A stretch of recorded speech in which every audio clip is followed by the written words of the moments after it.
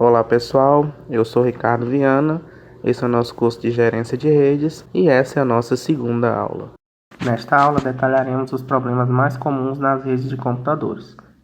Analisaremos em cada camada quais os principais problemas podem acontecer, começando pela camada física, passando pela camada de enlace, depois a camada de rede e por fim na camada de aplicação.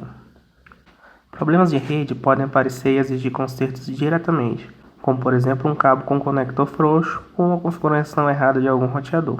Quando uma rede está lenta, por exemplo, isso não é necessariamente um problema, pois não há como consertar uma lentidão na rede de modo direto.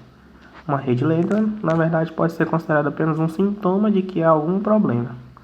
Possivelmente, ao consertar o problema, os sintomas não devem ser mais percebidos e a velocidade sentida na rede vai ficar normal. Então, os administradores da rede devem dominar e conhecer as técnicas de gerenciamento e, para isso, devem conhecer os principais problemas que podem ocorrer na rede para propor a melhor alternativa de contornar cada problema, independente da camada de onde ele ocorrer. Na camada física, os principais problemas que podem acontecer são um cabo rompido ou danificado, conectores defeituosos ou instalados erroneamente, equipamentos de interconexão defeituosos e placa de rede ou porta de equipamento de interconexão defeituosa.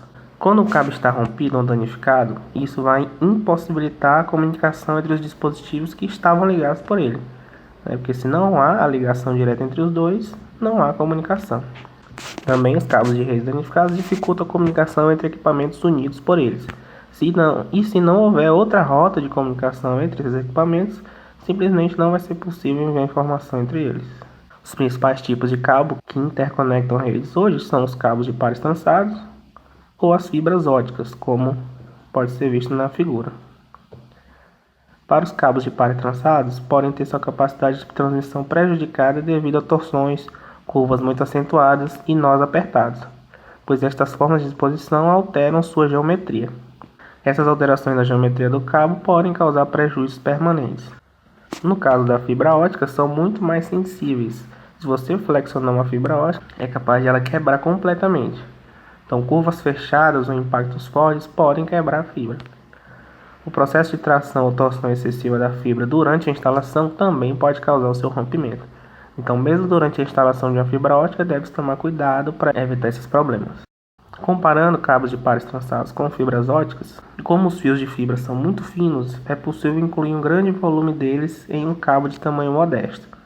Então você pode ter várias fibras passando por dentro de um mesmo cabo, o que é uma grande vantagem sobre os fios de cobre, no caso dos pares trançados.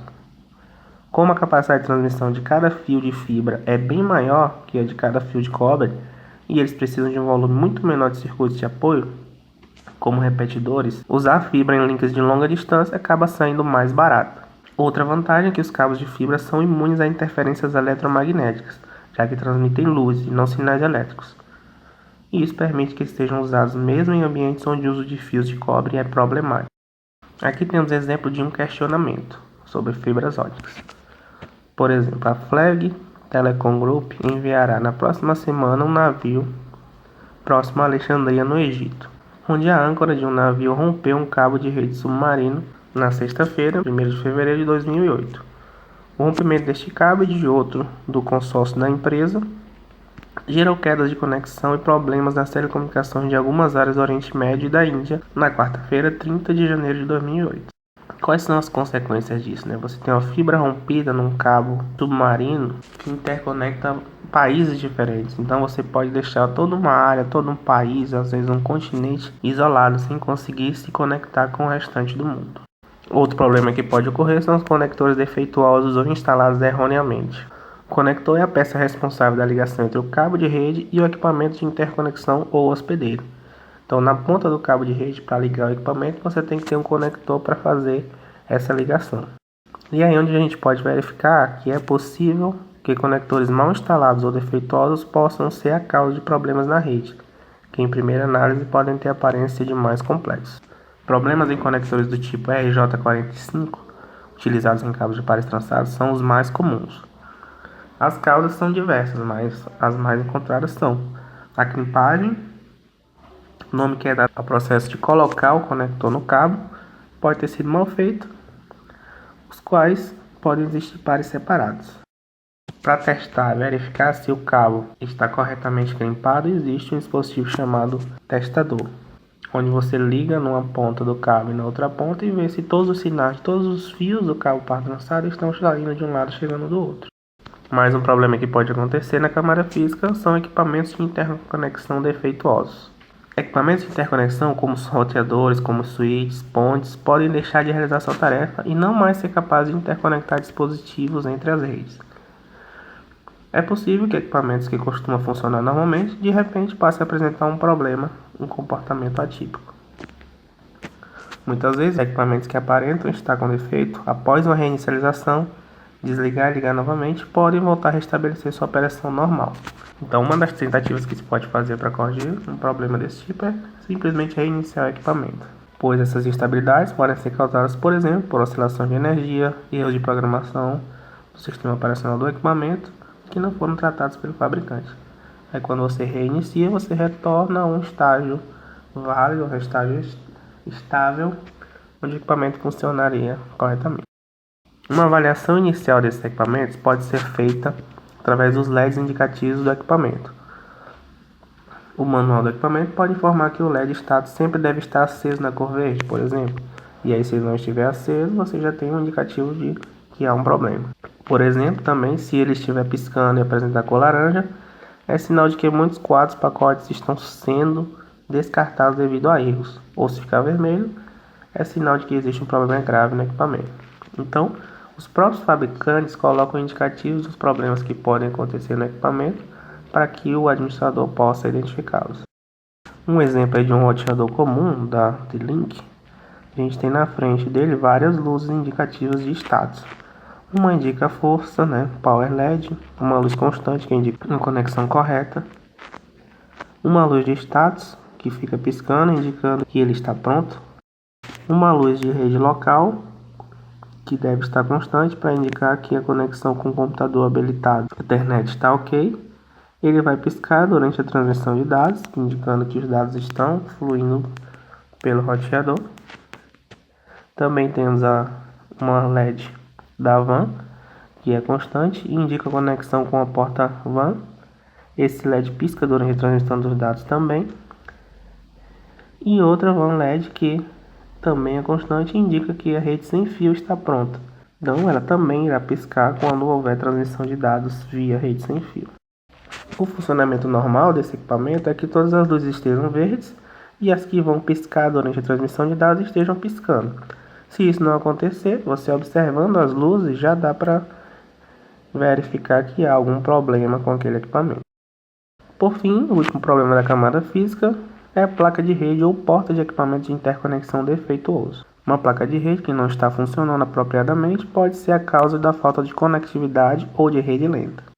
E aí as interfaces de alguns equipamentos de interconexão, como portas de repetidores, comutadores e roteadores, também podem apresentar defeitos e causar os mesmos sinais de efeitos de placas de rede defeituosas.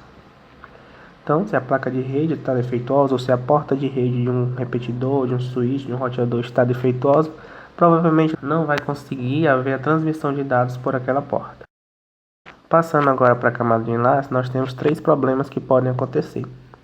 Primeiro, a interface desabilitada, depois a saturação de recursos devido ao excesso de quadros de difusão e o tempo de envelhecimento de tabelas de endereço inadequadas. Com relação à interface desabilitada, a partir de uma estação de gerência, por exemplo, é possível fazer essa desabilitação administrativamente em uma interface de equipamentos de interconexão que dê suporte ao gerenciamento. Uma das utilidades disso é para que o gerente da rede desabilite a interface que não está sendo utilizada no momento, para evitar que o usuário realize modificação na rede sem conhecimento da gerência. O usuário pode chegar lá, botar um cabo e querer utilizar sem a gerência ter conhecimento. Sendo assim, deve-se controlar essa prática, pois pode gerar confusão. Por exemplo, o gerente pode esquecer que as interfaces vagas estão, na verdade, desativadas. Com relação à saturação de recursos devido ao excesso de quadros, um quadro de difusão é endereçado a todas as estações que participam do mesmo domínio de difusão do emitente. Então, o emitente manda para um domínio de difusão e esse quadro vai ser mandado para todas as estações daquele domínio. Muitos protocolos de redes e aplicações de uma rede local dependem do envio de quadros de difusão para funcionar apropriadamente, por exemplo, DHCP. E aí um excesso de quadros de difusão ocorre quando um grande número de quadros desse tipo está trafegando na rede. Em um domínio de difusão, quanto maior o número de estações e a quantidade de protocolos e aplicações que dependem do envio de quadros de difusão, maior vai ser a quantidade de quadros e maior a probabilidade da ocorrência de excesso de quadros de difusão. Aí, para amenizar esse problema, o que os administradores devem fazer é utilizar comutadores como switches que possuem a função de suprimir o tráfego de difusão. Ele recebe quadros de difusão, mas não passa para frente esses quadros, diminuindo essa difusão e reduzindo a possibilidade de saturação por excesso. Com relação ao tempo de envelhecimento de tabelas de endereço inadequado, o que acontece é que um comutador mantém uma tabela, denominada tabela de endereços, que informa através de qual suas portas uma máquina pode ser alcançada. Então ele tem uma tabela lá para ele saber para qual porta vai mandar um pacote, dependendo de qual é o destino. Essa tabela inicia-se vazia e à medida que as máquinas se comunicam através do computador, ela vai sendo preenchida através de uma técnica chamada backward learning. Então ele vai aprendendo à medida que vai sendo requisitado para enviar quadros para um destinatário. Ao receber um quadro na porta P, com endereço de origem EO e endereço de destino ED, o computador, embora talvez não saiba como alcançar o ED, ele sabe que a origem EO é alcançada pela porta de onde chegou o quadro, pela porta P. Portanto, o computador vai colocar o par EO, P na tabela. Ele vai saber que pode alcançar o P através da porta EO. Ao receber um quadro destinado a certo endereço físico, o computador procurará em sua tabela de endereço através de que porta o quadro deverá ser enviado. Se ele não encontrar esta informação, o quadro será enviado para todas as portas do computador. No caso de uma rede comutada com múltiplas máquinas, quando o tempo de envelhecimento configurado em um computador for muito pequeno, enchentes serão realizadas com bastante frequência, gastando largura de banda da rede desnecessariamente. Então ele vai inundar a rede de quadros porque ele não sabe para onde mandar, não sabe o caminho, né? As entradas da tabela já envelheceram, já não são mais consideradas e aí ele não sabe mais para onde encontrar. Já quando o tempo de envelhecimento for muito grande, as entradas na tabela podem se tornar obsoletas. Então ele acha que encontra o computador por uma rota, mas já não está lá. Por conseguinte, algumas máquinas podem ficar incomunicáveis por certo período de tempo até que a tabela seja reajustada. Com relação à camada de rede, os principais problemas que podem acontecer são tabelas de rotas de hospedeiro incorretas e cliente DNS mal configurado. Com relação às tabelas de rotas de hospedeiro incorretas, estatisticamente ou dinamicamente, um roteador padrão deve ser configurado em máquinas clientes, geralmente denominado gateway de rede. Quando o hospedeiro deseja se comunicar com outra máquina que não faz parte de sua rede local, não tem mesmo prefixo e máscara de rede que ele, os dados dessa comunicação devem ser entregues a este roteador. Se o mesmo estiver sendo configurado manualmente, erros de digitação podem ocorrer e causar o problema. Pode-se ainda, equivocadamente, não configurar o roteador padrão de um hospedeiro, que também é bastante problemático. Se o roteador padrão estiver sendo configurado dinamicamente através de um DHCP, a configuração do escopo do servidor pode estar incorreta, causando problema. Aí na figura a gente tem exemplos de campos para configuração de rede que a gente faz normalmente em um computador com Windows. Pode escolher obter endereço IP automaticamente, obter o DNS automaticamente ou configurar tudo fixo. Então você está dizendo aí como você vai se conectar nessa rede, como ele vai receber essas informações. E aí se essa tabela de rotas que você recebe estiver incorreta, você não vai conseguir se comunicar. O outro problema dessa camada, cliente DNS mal configurado, o DNS a gente sabe que é Domain Name Service, serviço de nome de domínio. E é de fundamental importância para que principalmente a gente consiga acessar hoje em dia a internet.